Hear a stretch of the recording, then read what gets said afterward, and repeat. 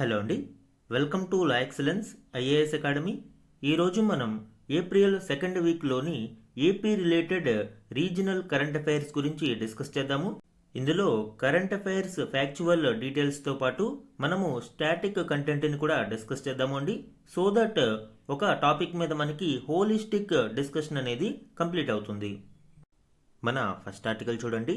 అమరావతి అలనాటి దేవతల రాజధాని నుంచి నేటి భారతదేశపు మొట్టమొదటి క్వాంటం కేంద్రం. ప్రపంచ క్వాంటం దినోత్సవం సందర్భంగా గౌరవ ముఖ్యమంత్రి శ్రీ నారా చంద్రబాబు నాయుడు గారిచే Amaravati quantum reference facilities AQRF ప్రారంభోత్సవం.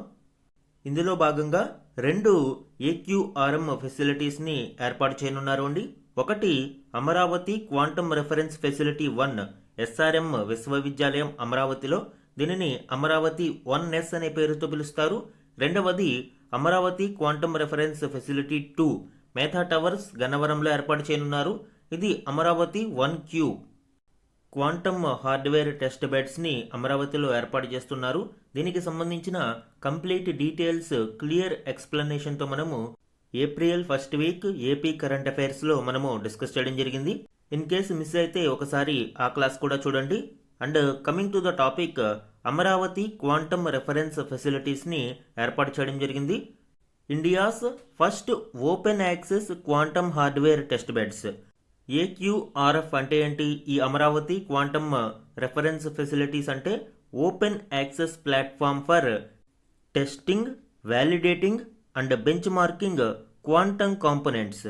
క్వాంటమ్ కాంపోనెంట్స్ ఏవైతే ఉన్నాయో వాటిని మనము ఈ టెస్ట్ బెడ్స్ ద్వారా టెస్టింగ్, వ్యాలిడేటింగ్ చేస్తారు. దీనికి సంబంధించిన బెంచ్ మార్క్స్ని ఇస్తారు. అమరావతిలో ఏర్పాటు చేయబడిన ఈ ఏక్యూఆర్ఎఫ్ యొక్క capability 100 qubit capable systems. And దీనికి సంబంధించిన కీ ఆస్పెక్ట్స్ ఒకసారి చూడండి. ఫెసిలిటీ లొకేషన్స్ ఆల్రెడీ చెప్పుకున్నాము.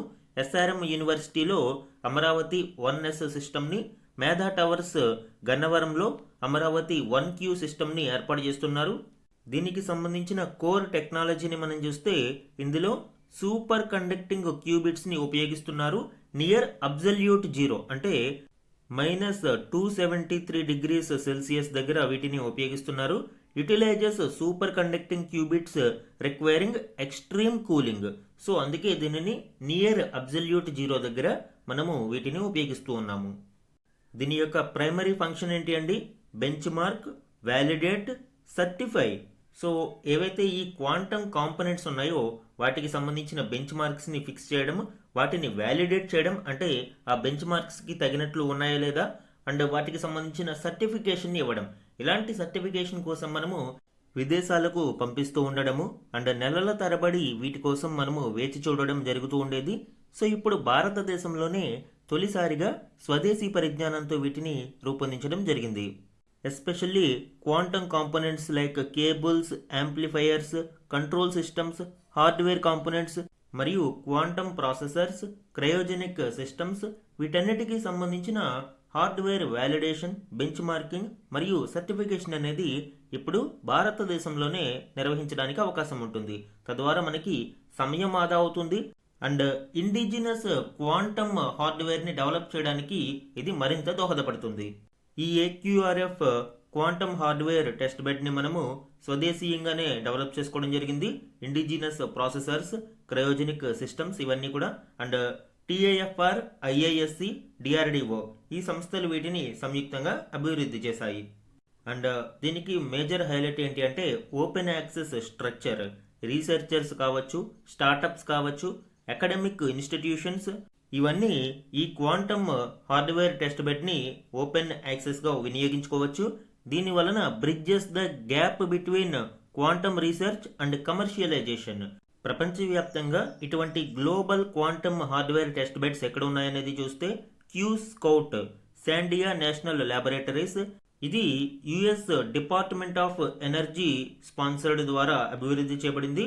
మరొకటి అమెరికాలోని MIT Lincoln laboratory quantum network test bed. ఇది connects systems via optical fibres. దీని యొక్క ఫోకస్ ఎంటాంగిల్మెంట్ డిస్ట్రిబ్యూషన్. క్వాంటమ్ టెక్నాలజీలో క్వాంటమ్ ఎంటాంగిల్మెంట్ అనేది చాలా కీలకమైన అంశం. క్వాంటమ్ టెక్నాలజీలో రెండు కీ ప్రిన్సిపల్స్ ఉంటాయి. ఒకటి క్వాంటమ్ ఎంటాంగిల్మెంట్. సో ఈ క్వాంటమ్ ఎంటాంగిల్మెంట్ అంటే ఏంటి? క్వాంటమ్ స్టేట్లో ఒక పార్టికల్ని ఇండిపెండెంట్గా మనము డిస్క్రైబ్ చేయలేము. ఇవన్నీ కూడా ఇంటర్ ట్విన్ పొజిషన్లో ఉంటాయి. అంటే ఒక దాని మీద ఒక ప్రభావం ఉంటే ఈ ప్రభావం అన్నిటి మీద కూడా చూపించడం జరుగుతుంది. దీనినే మనము క్వాంటమ్ ఎంటాంగిల్మెంట్ అంటాము. దీని వలన అడ్వాంటేజ్ ఏంటంటే ఈ ఎంటాంగిల్డ్ క్యూబిట్స్, మనము క్యూబిట్స్ అంటాము క్వాంటమ్ టెక్నాలజీలో. ఈ క్యూబిట్స్ అనేవి అన్ని కూడా వర్క్ టుగెదర్ ప్రాసెస్లో జరుగుతుంది. దీని వలన క్రిటికల్ ప్రాబ్లమ్స్ని కూడా చాలా సులభంగా సాల్వ్ చేయడానికి అవకాశం ఉంటుంది. క్వాంటమ్ టెక్నాలజీలో second important principle super position. Quantum super position అనేది నార్మల్ స్టేట్లో ఉండదు అండి. ఒక క్వాంటమ్ సిస్టమ్ అనేది ఆల్ పాసిబుల్ స్టేట్స్ని ఇది కలిగి ఉంటుంది. ఆల్ పాసిబుల్ స్టేట్స్ అంటే ఇప్పుడు ఫర్ ఎగ్జాంపుల్ నార్మల్ సిచ్యువేషన్స్లో 0, 1 బైనరీ డిజిట్స్ అంటాము. ఫర్ ఎగ్జాంపుల్ 0 అనేది ఒక సర్టెన్ వర్క్ స్టేట్ ని రిప్రజెంట్ చేస్తే 1 అనేది అనదర్ వర్క్ స్టేట్ ని రిప్రజెంట్ చేస్తుంది. నార్మల్ కంప్యూటర్స్ లో 0 గాని 1 గాని ఈ రెండిట్లో ఒకటే ఉండే అవకాశం ఉంటుంది. కానీ ఈ క్వాంటమ్ స్టేట్ ఎలా ఉంటుంది అంటే 0, 1, 0, 1 పొజిషన్ ఉండొచ్చు, 1, 0 పొజిషన్ ఉండొచ్చు. సో ఈ విధంగా ఆల్ పాసిబుల్ పొజిషన్స్ అనేవి ఇందులో అవకాశం ఉంటుంది. కాబట్టి దీనిని క్వాంటమ్ సూపర్ పొజిషన్ అని పిలుస్తారు. ఈ రెండు కూడా క్వాంటమ్ టెక్నాలజీ యొక్క బ్యాక్ బోన్ ప్రిన్సిపల్స్ గా చెప్పవచ్చు అండి. సో ఈ MIT లింకన్ ల్యాబొరేటరీలో క్వాంటమ్ ఎంటాంగిల్ డిస్ట్రిబ్యూషన్ మీద ఫోకస్ చేయడం జరుగుతుంది. అలానే UK national physical laboratory NPL. So ఇక్కడ కూడా క్వాంటమ్ నెట్వర్క్ ఎవాల్యుయేషన్ అనేది జరుగుతుంది. ఇవన్నీ కూడా ప్రపంచవ్యాప్తంగా famous global quantum hardware test beds. ఇప్పుడు భారతదేశం కూడా అమరావతి క్వాంటమ్ రిఫరెన్స్ ఫెసిలిటీస్ ద్వారా ఈ విధానంలో ముందడుగు వేయడం మనం ఇక్కడ చూడవచ్చు. మన నెక్స్ట్ ఆర్టికల్ చూడండి. విశాఖలో 180 కోట్లతో ART కేంద్రం, అట్మాస్ఫియరిక్ రీసెర్చ్ టెస్ట్ బెడ్. ఈ నూతన కేంద్రాన్ని విశాఖపట్నంలో ఏర్పాటు చేయనున్నారు. దీనికి సంబంధించిన కీలక డీటెయిల్స్ ఇప్పుడు చూద్దాం. భారతదేశ తూర్పు తీరంలో తుఫానుల బెడద ఎక్కువగా ఉంటుంది. అలానే ప్రస్తుత వాతావరణ మార్పుల కారణంగా తీవ్ర పరిణామాలు ఎదుర్కోవాల్సి వస్తుంది. ఈ గ్లోబల్ వార్మింగ్ కారణంగాను, పొల్యూషన్ కారణంగాను ఉష్ణోగ్రతలు భారీగా పెరుగుతూ ఉన్నాయి. అలానే కొన్నిసార్లు విపరీతంగా వర్షాలు కురవడం, భారీగా పిడుగులు సంభవించడం జరుగుతూ ఉన్నాయి.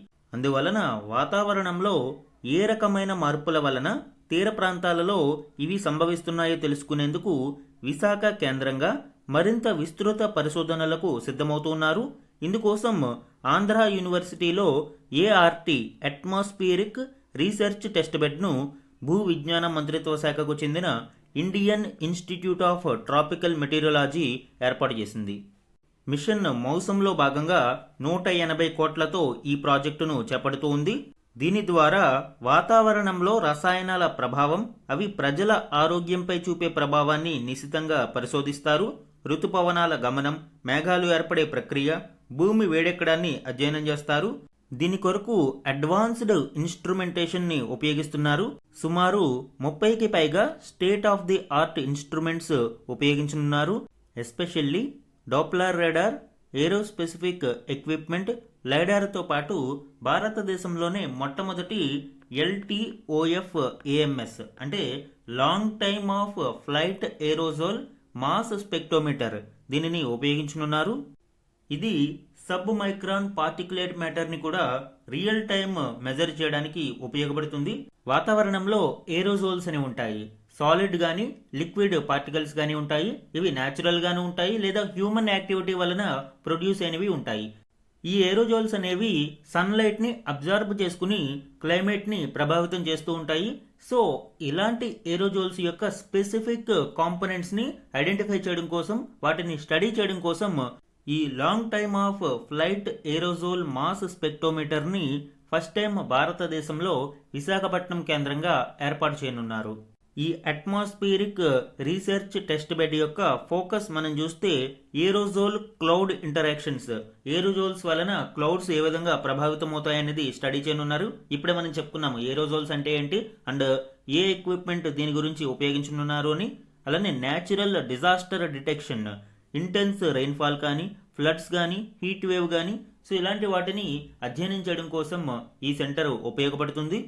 అంతేకాకుండా ఎక్స్ట్రీమ్ వెదర్ ఈవెంట్స్కి సంబంధించి ఎర్లీ వార్నింగ్స్ని ఇవ్వడానికి ఉపయోగపడతాయి. Long term forecasting, providing precise rainfall projection for next 30 years. So rainfall కానీ ఈ వెదర్ ఈవెంట్స్ కానీ ప్రిసైజ్డ్గా లాంగ్ టర్మ్ ఎస్పెషల్లీ 30 సంవత్సరాల వరకు ఇవ్వడానికి ఈ ప్రాజెక్ట్ అనేది ఉపయోగపడుతుంది. అలానే విశాఖపట్నంలోని రిలేటెడ్ ఫెసిలిటీస్ అంటే ఇది కొత్తగా ఏర్పాటు చేస్తున్నారు. ఆల్రెడీ మనకి విశాఖపట్నంలో సైక్లోన్ వార్నింగ్ సెంటర్ ఐఎండిది ఉంది. Doppler weather radar station Kailasagiri hill ప్రాంతంలో ఉంది. NCCR laboratory, national centre for coastal research laboratory Dolphin's nose ప్రాంతంలో ఉంది. అలానే magnetic observatory, Indian institute of geomagnetism యొక్క ఏయూ క్యాంపస్ కూడా మనకి విశాఖపట్నంలోనే ఉన్నాయి. సో ఇప్పుడు అదనంగా ఈ ఏటీఆర్ సెంటర్ కూడా ఏర్పాటు కావడంతో విశాఖపట్నం మనకి వాతావరణ మార్పులకి సంబంధించిన అధ్యయనానికి ఒక హబ్గా మారడానికి ఎంతైనా అవకాశం ఉంది. ఎగ్జామ్ పాయింట్ ఆఫ్ వ్యూలో 3 ఇంపార్టెంట్ పాయింట్స్ ఇక్కడ గుర్తుపెట్టుకోవాలి. ఒకటి, ఈ అట్మాస్ఫియరిక్ రీసెర్చ్ టెస్ట్ బెడ్ ఎక్కడ ఏర్పాటు చేశారు? విశాఖపట్నంలోని ఆంధ్ర యూనివర్సిటీలో. అండ్ ఎవరు ఏర్పాటు చేశారు?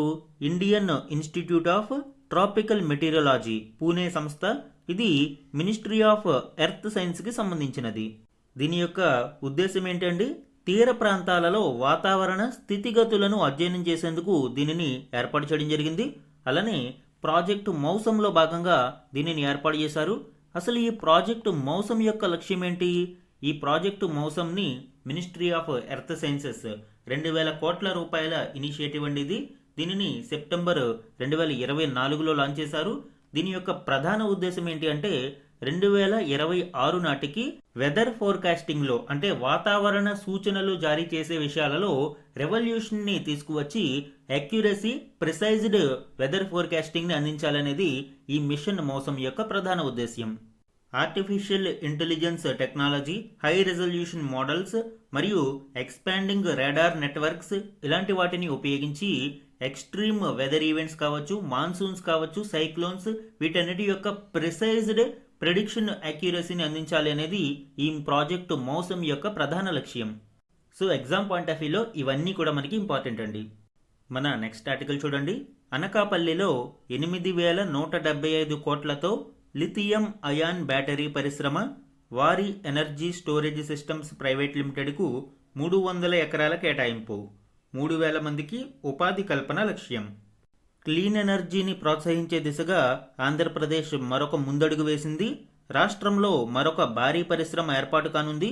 విద్యుత్ నిల్వ కోసం ఏర్పాటు చేసే బ్యాటరీ ఎనర్జీ స్టోరేజ్ సిస్టంలో వినియోగించే లిథియం అయాన్ బ్యాటరీల తయారీ పరిశ్రమను వారి energy storage systems private limited సంస్థ అనకాపల్లి జిల్లా రాంబిల్లిలో 8175 కోట్ల పెట్టుబడితో ఏర్పాటు చేయనుంది. ఇక్కడ ఏ జిల్లా ఇంపార్టెంట్, ఏ ప్రాంతం అనేది ఇంపార్టెంట్. అనకాపల్లి జిల్లాలోని రాంబిల్లిలో ఏర్పాటు చేస్తున్నారు. ఎవరు ఏర్పాటు చేస్తున్నారు? వారి energy storage systems private limited. ప్రిలిమ్స్లో లాస్ట్ టైం గ్రూప్ 2లో ఇలాంటివి అడిగాడు. సో ఈ ఫ్యాక్చువల్ డేటా కూడా మనకి ఇంపార్టెంట్ అండి. ఈ రాంబిల్లి ప్రాంతంలో 16 gigawatt hour lithium ion cell factory ఏర్పాటుకు ఈ సంస్థ ముందుకు వచ్చింది. ఈ యూనిట్లో సెల్, ప్యాక్, స్టోరేజ్కు అవసరమైన బ్యాటరీలను తయారు చేస్తారు. ఇక్కడ విశేషం ఏంటి అంటే ఒకే చోట సెల్ మరియు ప్యాక్ తయారీ, ఎనర్జీ మేనేజ్మెంట్ ఇంటిగ్రేషన్ వ్యవస్థను ఏర్పాటు చేసే మొట్టమొదటి సంస్థ కానుండడం గమనార్హం. ఈ ప్రాజెక్టును విస్తరించడం ద్వారా భవిష్యత్తులో 20 గిగావాట్ అవర్ సామర్థ్యం గల ఏసీసీ లిథియం అయాన్ సెల్స్ ఉత్పత్తి, దానికి సమానంగా 20 గిగావాట్ అవర్ సామర్థ్యం గల బ్యాటరీ ప్యాక్, బెస్ తయారీకి అవసరమైన బ్యాటరీలు ఉత్పత్తి చేయాలన్నది సంస్థ లక్ష్యం.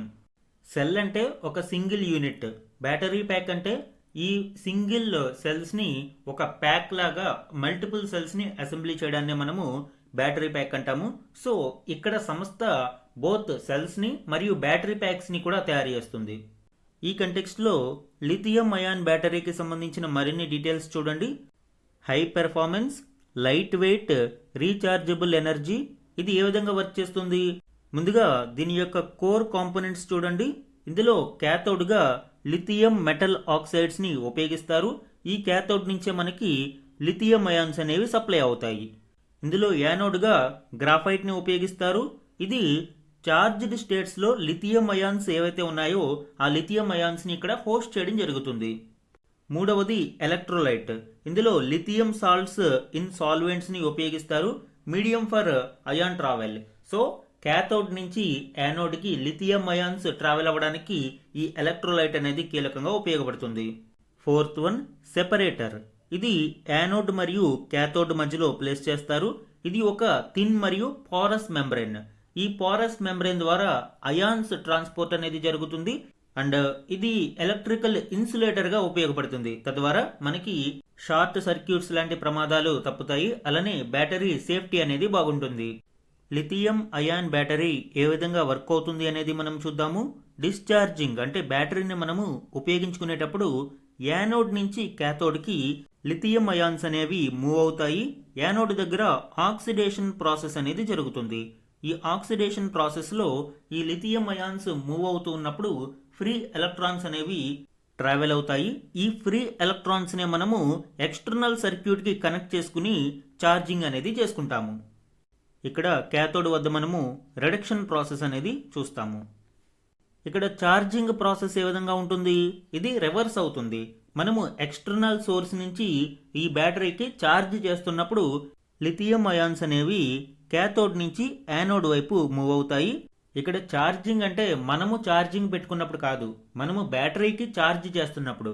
డిశ్చార్జింగ్ అంటే ఈ బ్యాటరీ నుంచి మనము ఏదైనా ఫోన్కి కానీ లేదా ఎలక్ట్రిక్ వెహికల్కి కానీ ఛార్జ్ పెట్టుకున్నప్పుడు దానిని డిశ్చార్జింగ్ అంటాము.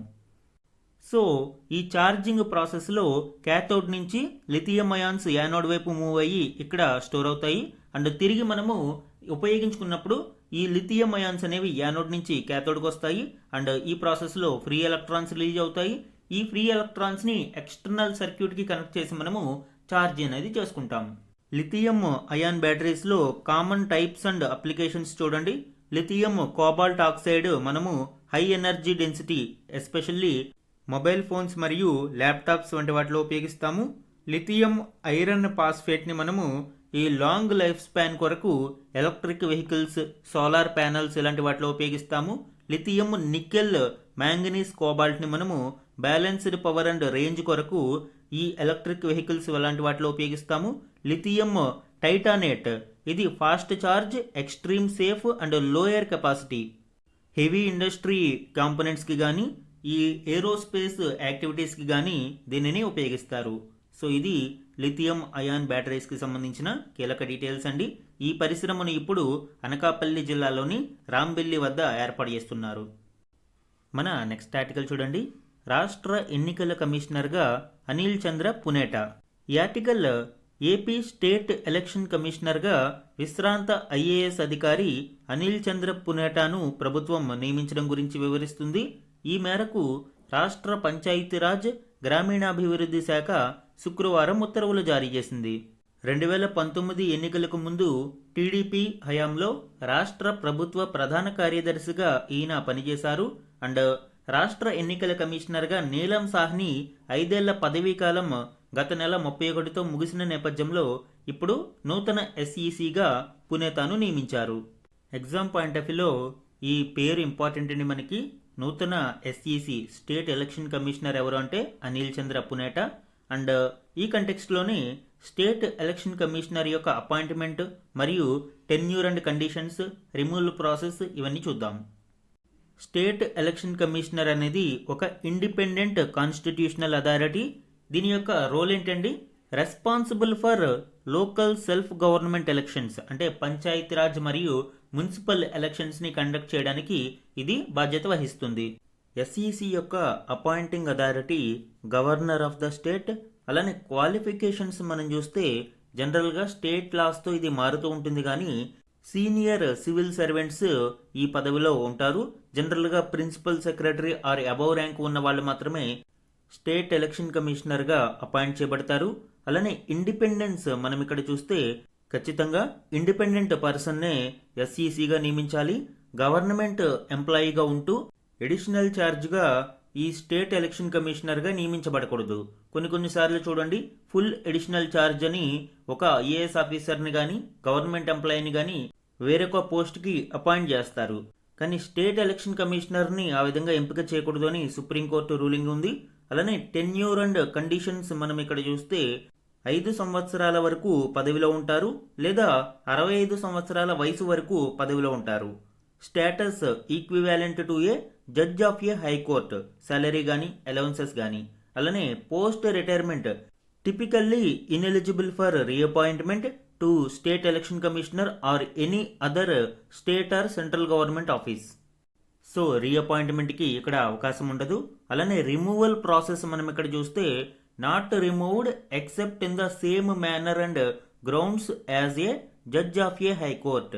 అంటే ఒక హైకోర్టు న్యాయమూర్తిని ఏ విధంగా అయితే తొలగిస్తారో సేమ్ ప్రాసెస్లో ఇక్కడ తొలగించాల్సి ఉంటుంది. మనకి చెప్పుకున్నాం మనము సుప్రీంకోర్టు అండ్ హైకోర్టు న్యాయమూర్తి యొక్క తొలగింపు ప్రక్రియ ఏ విధంగా ఉంటుంది అనేది. అండ్ చీఫ్ ఎలక్షన్ కమిషనర్ తొలగింపు ప్రక్రియ కూడా సేమ్ ఉంటుంది. And now state election commissioner తొలగింపు ప్రక్రియ కూడా సేమ్ ఉంటుంది. తొలగింపు ప్రక్రియ యొక్క ఇనిషియేషన్ పార్లమెంటు ద్వారా జరుగుతుంది. పార్లమెంటులో ఆమోదం పొందితే ఆ తీర్మానం తరువాత రాష్ట్రపతి ఉత్తర్వుల ద్వారా తొలగించడం జరుగుతుంది.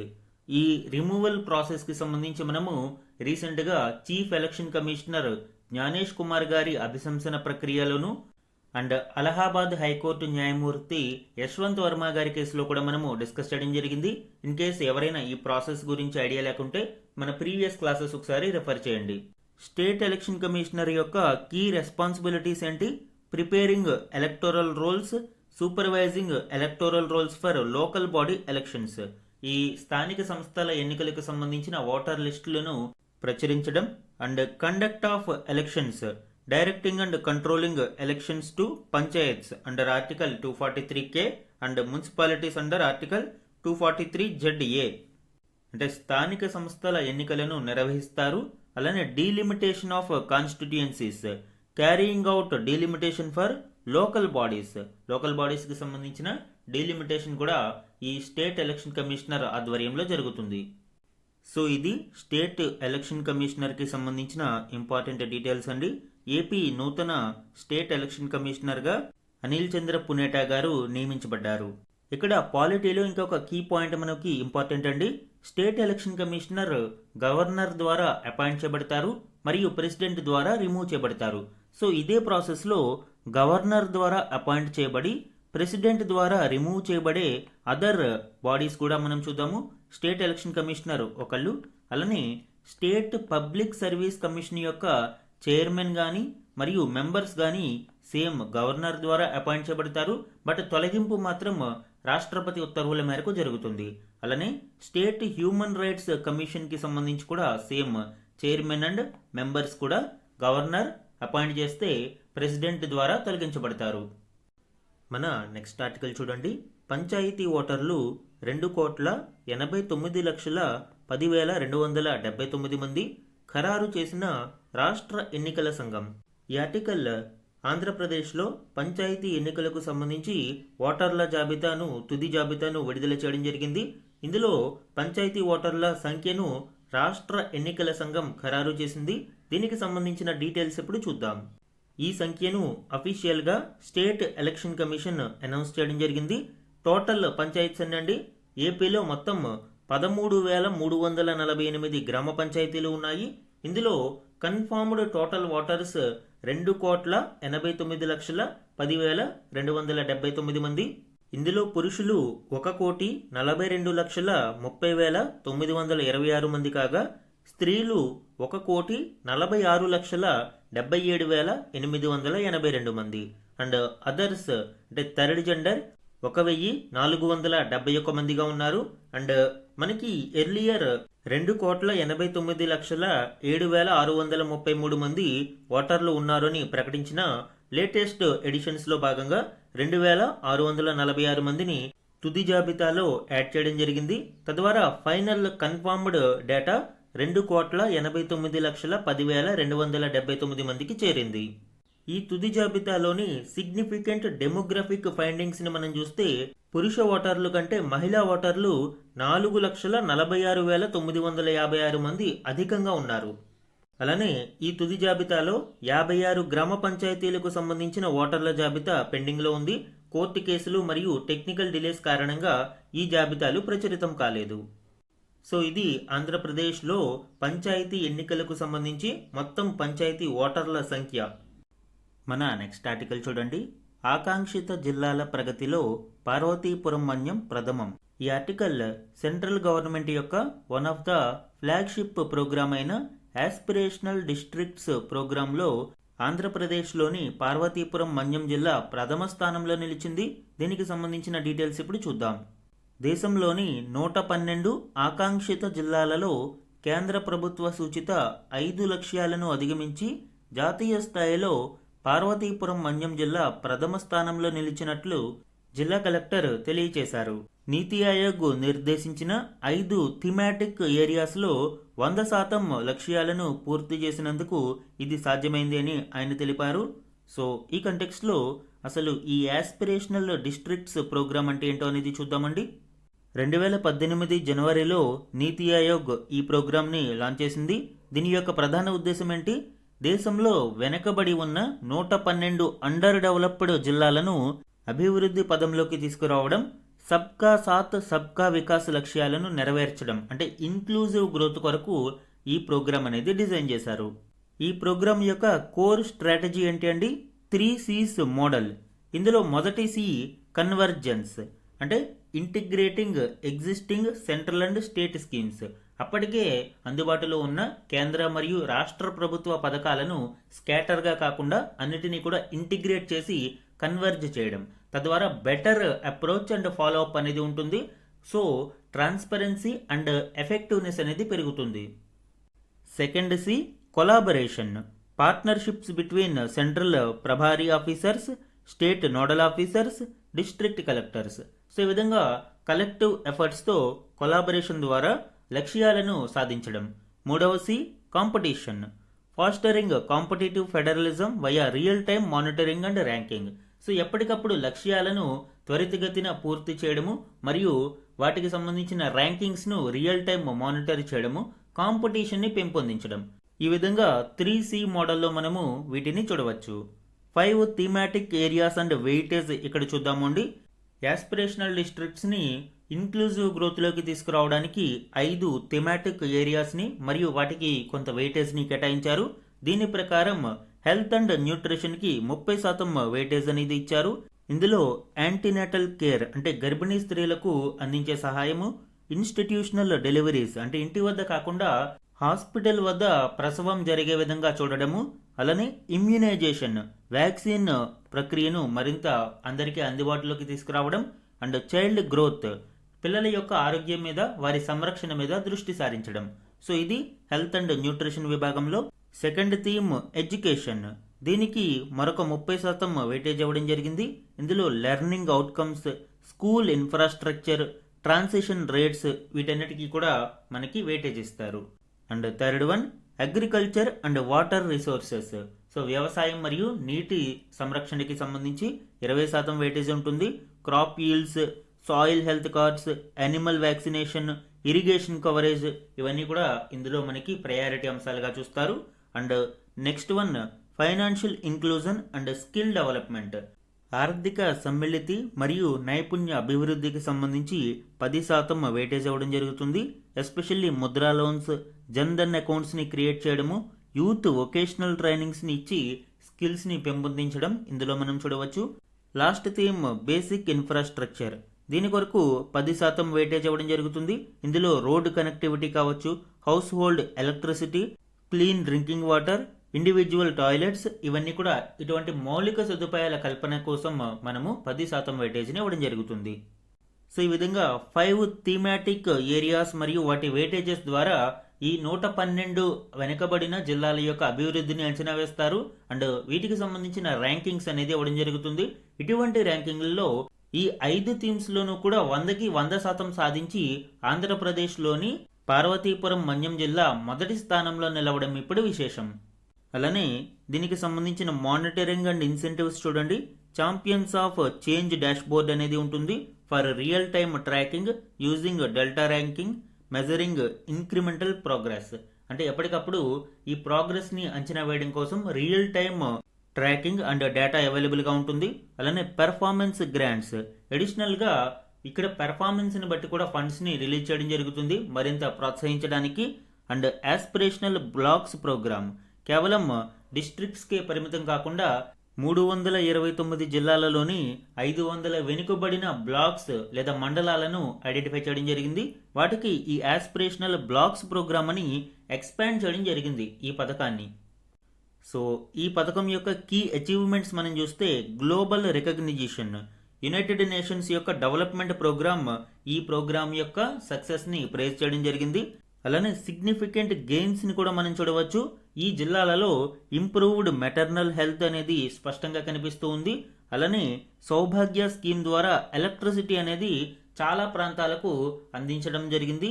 స్మార్ట్ క్లాస్ రూమ్స్ కూడా ఇక్కడ ఈ వెనుకబడిన జిల్లాలలో చాలా ఎక్కువగా డెవలప్ చేయడం జరిగింది. సో మౌలిక వసతులు అండ్ మెటర్నల్ హెల్త్ ఇలా అనేక విషయాలలో అభివృద్ధి అనేది స్పష్టంగా కనిపిస్తూ ఉంది.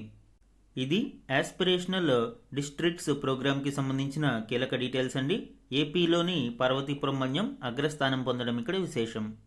నెక్స్ట్ వన్ చూడండి. గ్రామీణ పేదలకు 5 రూపాయలకే భోజనం, రేపటి నుంచి అందుబాటులోకి 62 అన్నా క్యాంటీన్లు. సో అన్నా క్యాంటీన్లు అనేవి ప్రస్తుత కూటమి పాలన యొక్క ఫ్లాగ్షిప్ ప్రోగ్రామ్గా చెప్పవచ్చు. ఇప్పటి వరకు నగరాలు మరియు అర్బన్ మున్సిపల్ కార్పొరేషన్స్కి మాత్రమే ఇవి పరిమితమయ్యేవి.